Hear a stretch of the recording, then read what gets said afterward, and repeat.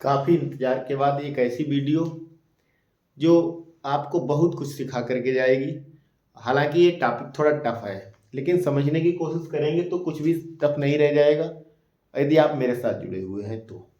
तो देखते हैं कि synthesis of sentences. Synthesis of sentences इस समय जो फिलहाल कोर्स में है वो हमारे 12th क्लास में लगता है कि सिंथेसिस ऑफ सेंटेंसेस, वरना हर कंपटीशन एग्जाम में आएगा वो अलग बात है। पहले यहाँ सीखते हैं कि क्लास 12 में सिंथेसिस ऑफ सेंटेंसेस है, तो इसका मतलब है कि वाक्यों को जोड़ना। यहाँ मैंने नीचे लिख दिया है combine the sentences.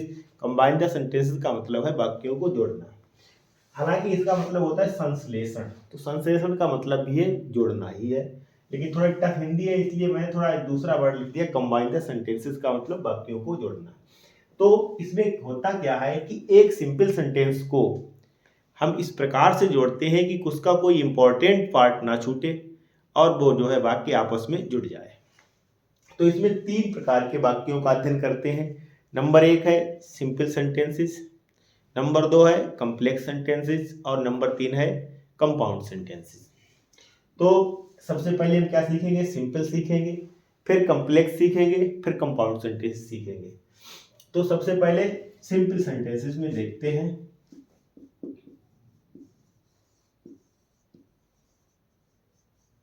Simple sentences, तो सिंपल सेंटेंसेस में साधारण वाक्यों में 2 या 2 से अधिक वाक्यों को जोड़ करके एक सिंपल सेंटेंस ही बनाया जाता है। इसमें 2 वाक्य होंगे, बस इतनी बात याद रखिए कि 2 वाक्य होंगे और दोनों वाक्यों का एक वाक्य कर देना है।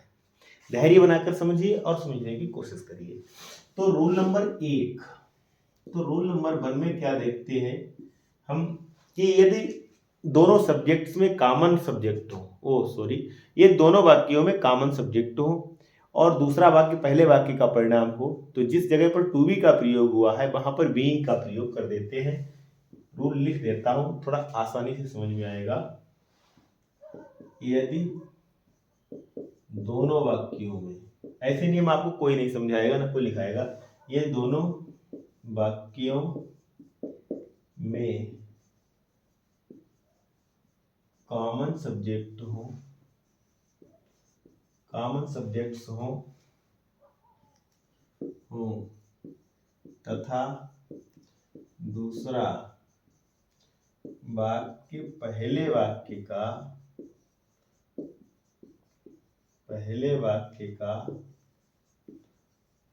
क्या हो? परिणाम। दूसरा वाक्य पहले वाक्य का परिणाम हो, तो पहले वाक्य में टू बी के स्थान पर बीइंग लगा देते हैं।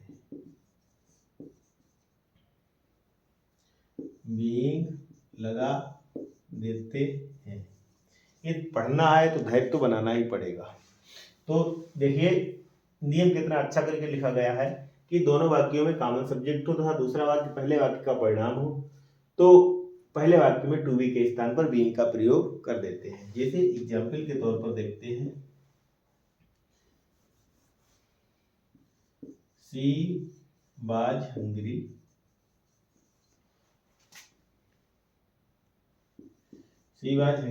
She ate food. She was hungry, she ate food. तो इसका परिणाम यह है कि वो भूखी थी और उसने क्या किया? खाना खाया। तो भूखे होने पर खाना खाएगी, तो इसका मतलब है कि दूसरा वाक्य भी इसका परिणाम हो रहा है। ठीक है, अब जब दूसरा वाक्य इसका परिणाम हो तो पहले वाक्य में टू बी के स्थान पर बीइंग का प्रयोग कर देते हैं। अब टू बी कहां पर है? ए है टू बी। अब देखते हैं कि दोनों वाक्यों में क्या है कि यहाँ पर भी सी है और यहाँ पर भी सी है, तो कहने का मतलब कॉमन सब्जेक्ट है। तो करेंगे क्या? एक सब्जेक्ट हटा देंगे। यहाँ पर लिख लेते हैं एक कर्ता हटा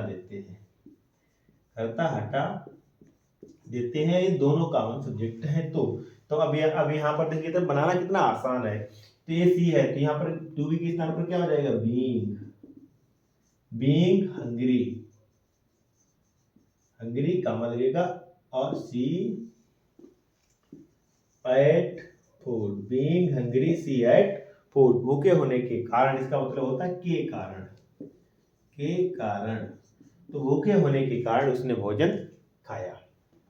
तो जब दोनों एक अगर दूसरा सेंटेंस देखते हैं ये यहाँ दोनों प्रोनाउन थे इसलिए मैंने हटा दिया, कोई किसी पर फर्क नहीं पड़ा। यदि यहाँ पर नाउन है यदि यहाँ पर प्रोनाउन है, इसी वाक्य को देखते हैं। अगर यहाँ पर मान लिया लिखा था राधा, ठीक है, राधा वाज हंग्री और सी हैड फूड, यदि ऐसा सेंटेंस होता तब हम क्या करते कि राधा को यहाँ से तो हट जाएगी लेकिन राधा प्रोनाउन नहीं अच्छा लगेगा, इसलिए मैं यहाँ पर इसके स्थान पर क्या करेंगे नाउन का ही प्रयोग कर देंगे। तब यहाँ पर क्या कर देंगे हम राधा का प्रयोग कर देंगे, तब इस तरीके से हो जाएगा। दूसरा एक सेंटेंस और देखते हैं इसी प्रकार से, जैसे Ram was tired, he sat down to rest। देखिए सेंटेंस को और समझिए। राम was tired, राम थका हुआ था। he sat down to rest, वह आराम करने के लिए बैठ गया। तो मैंने बताया ना यहाँ पर टू बी है, वहां पर क्या लगा देंगे बीइंग का प्रयोग कर लेंगे, बीइंग, और पूरा सेंटेंस ऐसा ही रहेगा बीइंग टायर्ड। अब जहां पर ही है यहाँ पर ये जो है इसका प्रयोग हो जाएगा क्योंकि ये ज्यादा अच्छा लगेगा, प्रोनाउन नहीं अच्छा लगेगा तो नाउन का ही प्रयोग करेंगे। Ram sat down to rest, ठीक है। तो आशा करता हूं कि बीइंग का प्रयोग आपके समझ में आया होगा। ये दूसरा वाला वाक्य इसका परिणाम हो जाए तो अब इसी में दूसरा एक वाक्य दूसरा सेंटेंस जो होता है ये साफ कर देता हूं। अगर आप स्क्रीनशॉट लेना चाहें स्क्रीनशॉट ले लें, रूल्स लिखना चाहें तो रूल्स। तो दूसरा ये है कि ये दोनों वाक्यों में अलग अलग सब्जेक्ट हो, दोनों वाक्यों में अलग अलग कर्ता हो जाए, तब क्या होगा। रूल्स यही रहेगा, नियम जो मैंने आपको लिखाया वही होगा, लेकिन इस बार क्या होगा कर्ता अलग अलग हो जाएंगे। और जब कर्ता अलग हो जाएंगे दूसरा वाक्य उसी वाक्य का परिणाम हो जाए, दूसरा वाक्य पहले वाक्य का परिणाम हो जाए, कर्ता अलग अलग हो जाए। जब कर्ता डिफरेंट हो गए तब कर्ता किसी भी सब्जेक्ट्स को हटाएंगे नहीं, बस बशर्ते केवल टू बी के स्थान पर बीइंग का प्रयोग हो जाएगा। जैसे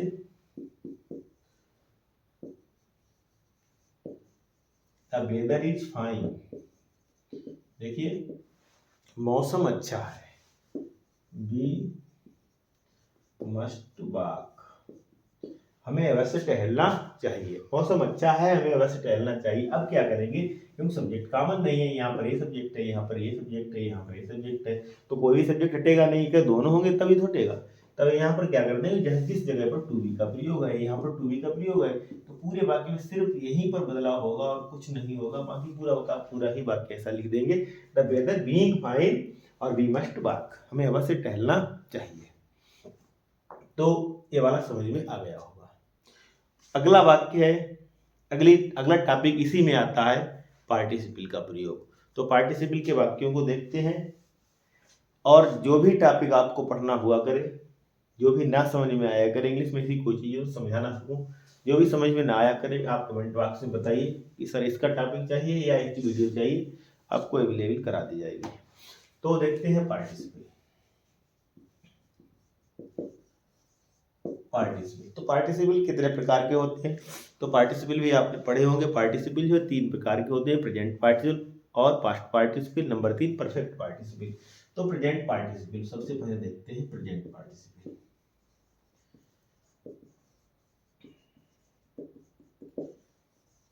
अब सिर्फ हम एग्जाम्पल समझाने के मूड में हैं, हम आपको रूल से समझा देते हैं कि प्रेजेंट पार्टिसिपल में क्या होता है कि एक कार्य के साथ साथ दूसरे कार्य का होना पाया जाता है, एक कार्य के साथ साथ दूसरे कार्य का होना पाया जाता है। और कभी कभी क्या होता है एक कार्य खत्म होगा और दूसरा कार्य हमारा स्टार्ट हो जाएगा, तब भी जो है प्रेजेंट पार्टिसिपल का प्रयोग हो जाता है।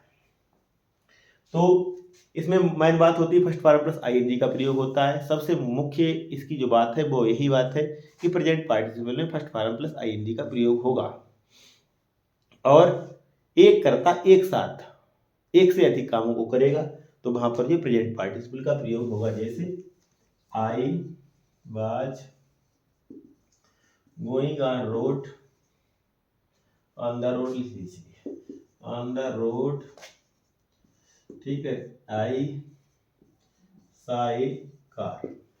तो I was going on the road, I saw a car, मैं सड़क पर जा रहा था और मैंने एक कार देखी। तो क्या होगा कि मैं सड़क पर जा रहा था और मैंने एक कार देखी। पहली बात तो ये देखते हैं कि फिर कॉमन सब्जेक्ट आए, जब भी कॉमन सब्जेक्ट होंगे तो मैं एक ही बार लिखूंगा, क्योंकि मैं इसके तहत सीख क्या रहा हूं कि दो वाक्यों को आपस में जोड़ देना। दोनों वाक्यों को इस विधि से आपस में जोड़ते हैं, उसका कोई इंपॉर्टेंट पार्ट ना छूटे और बाकी भी हमारा जुड़ जाए।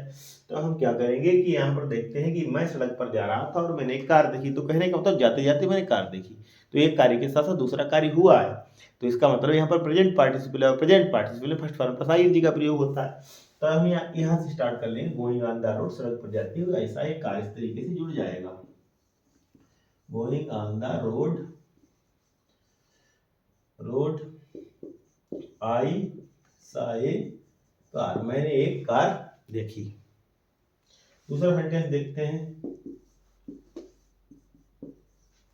द थीफ जंप्ड अप, और दूसरा इसमें हो जाए ही रैन अवे। इसमें क्या होता है कि देखिए एक कार्य खत्म हुआ और दूसरा कार्य तुरंत चालू हो गया। जैसे देखिए समझिए जरा सेंटेंस को, द थीफ जंप्ड अप, चोर कूदा।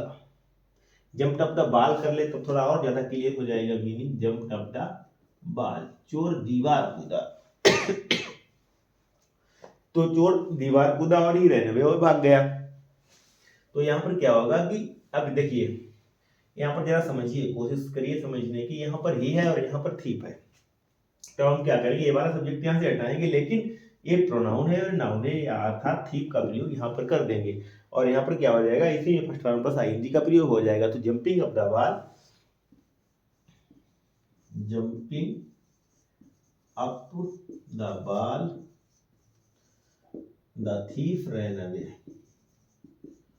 Thief ran away. ठीक है, तो ये क्या हुआ, प्रेजेंट पार्टिसिपल। प्रेजेंट पार्टिसिपल में सड़क पर जाते हुए मैंने एक कार देखी, चलते चलते मैं गिर पड़ा, while walking I fall down. ठीक है, खाते खाते मैं सो गया, तो व्हाइल ईटिंग आई स्लेप्ट। तो इस तरीके के वाक्य जो है इसे प्रेजेंट पार्टिसिपल में होते हैं। अब क्या होता है पास्ट पार्टिसिपल। पास्ट पार्टिसिपल को सीखते हैं जरा। आइए देखिए पास्ट पार्टिसिपल का प्रयोग, ये बेहद इंपॉर्टेंट है और इंटर में अक्सर बहुत ज्यादा इन्हें बच्चे हार्ड समझते हैं। ये सबसे कठिन टॉपिक है और हमेशा शिकायत रहती है कि समझ में नहीं आ रहा, समझ में नहीं आ रहा। तो आज कोशिश करते हैं कि कंप्लीट रिवीजन करा दिया जाए, तो एक ही बार में जो है सारे डाउट्स क्लियर हो जाएं। तो पास्ट पार्टिसिपल,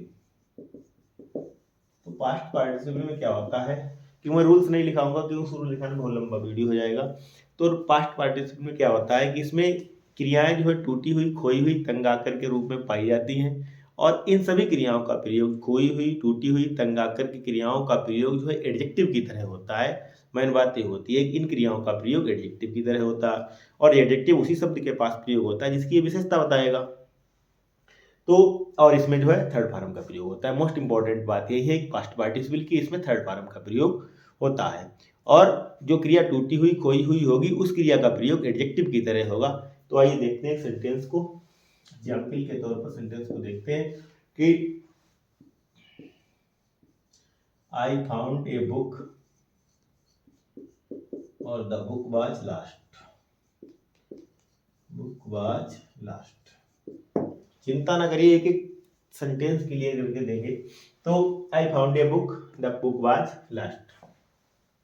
तो इसमें क्या है कि देखिए इस सेंटेंस में कोई भी चीज जो भी देखते हैं कि इसमें क्या इंपॉर्टेंट है और इस सेंटेंस में क्या इंपॉर्टेंट, यहाँ बुक है, यहाँ भी बुक है।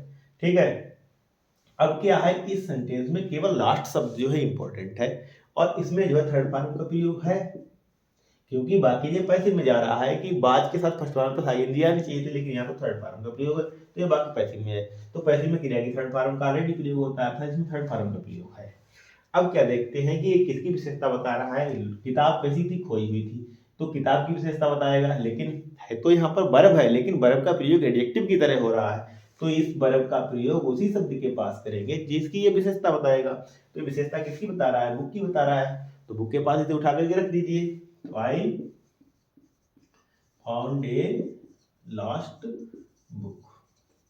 तो आशा करता हूँ ये सेंटेंस काफी इजी है और समझ में भी आया होगा। तो अब देखते हैं ये पार्टिसिपल, इसमें पास्ट पार्टिसिपल कुछ ज्यादा नहीं है। दूसरा देखते हैं, अगला है परफेक्ट पार्टिसिपल। परफेक्ट पार्टिसिपल में क्या होता है, पहले से साफ करते हैं फिर आगे बताते हैं।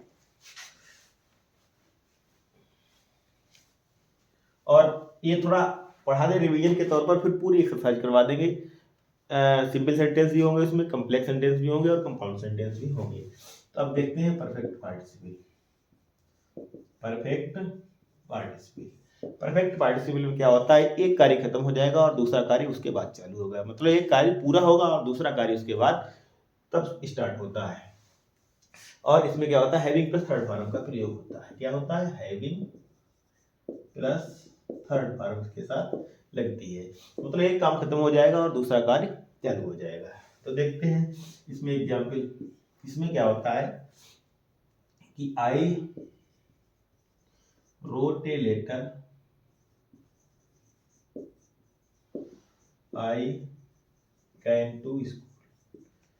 समझिए इसे जरा, कि मैंने एक पत्र लिखा और मैं स्कूल आया। अगर यही बाकी प्रेजेंट पार्टिसिपल में होता तो उसमें क्या होता, मैं पत्र लिखते लिखते स्कूल आया, तो उसमें होगा while writing a letter I came to school, मैं पत्र लिखते लिखते स्कूल आया। तो क्या हो जाएगा, वो बाकी जो किसमें चला जाएगा, प्रेजेंट पार्टिसिपल में चला जाएगा। लेकिन यहाँ पर क्या हुआ, मैंने एक पत्र लिखा, अर्थात पत्र लिखने का काम खत्म हुआ और दूसरा काम स्टार्ट हुआ, तब मैंने स्कूल आना शुरू किया। तो यहाँ पर क्या हो जाएगा, यहाँ पर इसकी तो थर्ड फॉर्म बन जाएगी, ठीक है, और यहीं पर जो है हैविंग का प्रयोग हो जाएगा। तो अर्थात, और सब्जेक्ट है कॉमन, तो फिर वही बात, जब सब्जेक्ट कॉमन होंगे तो सब्जेक्ट उड़ा देंगे, तो एक उड़ा दीजिए सब्जेक्ट को, तो हैविंग, ठीक है, हैविंग और रिटिन हो जाएगा, हैविंग रिटिन ए लेटर, ठीक है, और आई केम टू स्कूल, ठीक है। तो मैंने अपना, अब देखिए समझ में आ गया होगा कि हैविंग रिटिन ए लेटर, मैंने अपना पत्र लिखने के पश्चात मैं स्कूल आया। दूसरा सेंटेंस को देख लेते हैं कि आई एट फूड, मैंने भोजन खाया, ठीक, और आई वेंट टू मार्केट। देखिए बिल्कुल वैसा सेंटेंस है, दोनों जगह आई है, एक जगह आई उड़ा दीजिए, क्यों, कॉमन सब्जेक्ट हुए, फिर वही बात आई। और यहाँ पर जो है इसकी थर्ड फॉर्म लगाइए, यहाँ पर हैविंग का प्रयोग करिए, having eaten food, I went to market.